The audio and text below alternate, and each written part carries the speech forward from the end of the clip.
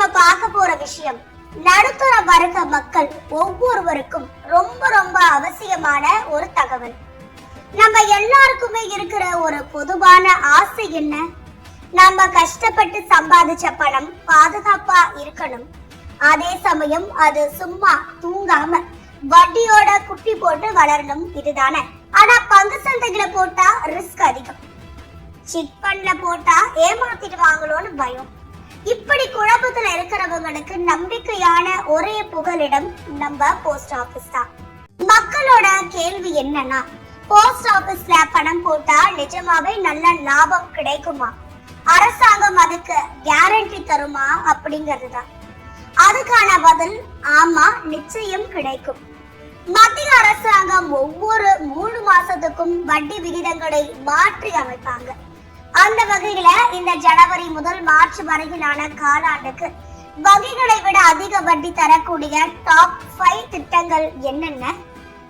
அதில் முதலீடு செய்தால் 8.2% வரை வட்டி கிடைக்கும் என்பதை தான் நாம இன்னைக்கு விளக்கமா பார்க்க போறோம்.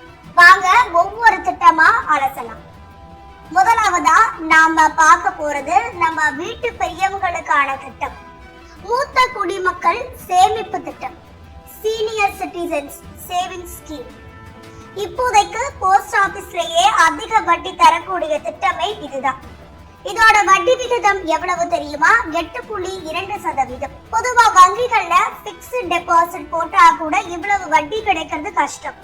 ஆனா இந்த திட்டத்துல அரசாங்கமே 8.2% வட்டிக்கு உத்தரவாதம் அளிக்குது.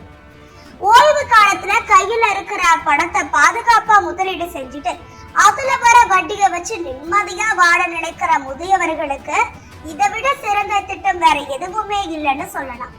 இது நம்பர் 1 இடத்துல இருக்கு. அடுத்ததா பெண் குழந்தைகளை வைத்திருக்கிற பெற்றோர்களுக்கான ஒரு பொக்கிஷம், அதுதான் சுகன்யா சம்ருத்தி யோஜனா. செல்வ மகள் சேமிப்பு திட்டம்னு நாம சொல்றோம்ல, அதுதான் இது. உங்க வீட்டுல 10 வயசுக்கு உட்பட்ட பெண் குழந்தை இருந்தா கண்ணை மூடிக்கிட்டு இந்த கணக்கை நீங்க போடலாம்.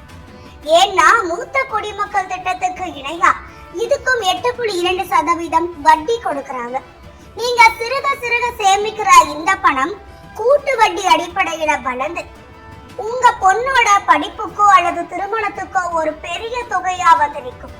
இது வெறும் சேமிப்பு மட்டுமில்ல, உங்க மகளோட எதிர்கால பாதுகாப்பு. மூணாவதா தேசிய சேமிப்பு சான்றிதழ், நேஷனல் சேவிங்ஸ் சர்டிபிகேட்.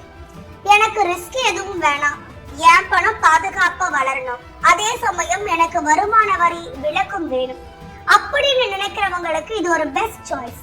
இந்த திட்டத்துல இப்போ 7.7% வட்டி கொடுக்கறாங்க. இது ஒரு நடுத்தர கால முதலீடு, அதாவது ஒரு 5 வருஷத்துக்கு பணம் போட்டு மறந்துடலாம். வருமான வரி சட்டம் 80C கீழ் இதுக்கு வரி சலுகையும் உண்டு, பாதுகாப்பும் உண்டு, வரியும் மிச்சம், இரட்டை லாபம்னு சொல்லலாம். அடுத்ததா பெண்களுக்காகவே மத்திய அரசு பிரத்யேகமா கொண்டு வந்த திட்டம், மகிழா சம்மான் சேமிப்பு சான்றிதழ்.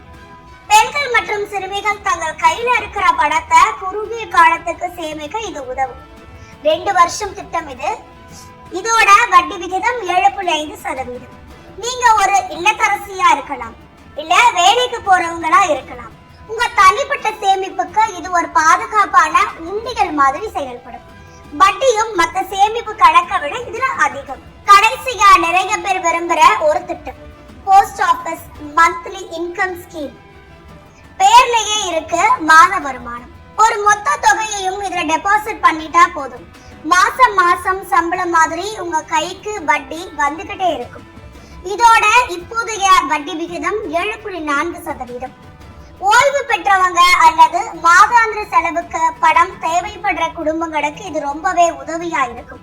பங்கு சந்தை ஏறுனா என்ன, இறங்கினா என்ன, நமக்கு மாசம் மாசம் பணம் வந்துடும்னு நிம்மதியா இருக்கலாம். நேர்களே, நான் சொன்ன இந்த எல்லா திட்டங்களுக்குமே ஒரு பொதுவான சிறப்பு இருக்கு. அது என்ன தெரியுமா? சொவீரியன் கேரண்டி, அதாவது அரசாங்கமே இதுக்கு பொறுப்பு. தனியார் நிறுவனங்கள்ல போடுற முதலீட்டுக்கு ஒருவேளை ஆபத்து வரலாம். ஆனா போஸ்ட் ஆபீஸ் திட்டங்கள் மத்திய அரசோட நேரடி கட்டுப்பாட்டுல இயங்குறதால உங்க அசலான பணத்துக்கும் வட்டிக்கும் 100% பாதுகாப்பு உண்டு. உங்க வீட்டுக்கு பக்கத்துல இருக்கிற தபால் நிலையம் பயணத்துக்கு உடனே போங்க. உங்க தேவை என்ன? உங்களுக்கு வயசானவங்களா, இல்ல பெண் குழந்தை இருக்கா, இல்ல மாசம் வருமானம் வேணுமா? இப்படி உங்க தேவைக்கு எந்த திட்டத்தை தேர்ந்தெடுத்தோ முதலீடு பண்ணலாம். நீங்க என்ன நினைக்கிறீங்கன்றத மறக்காம கமெண்ட்ல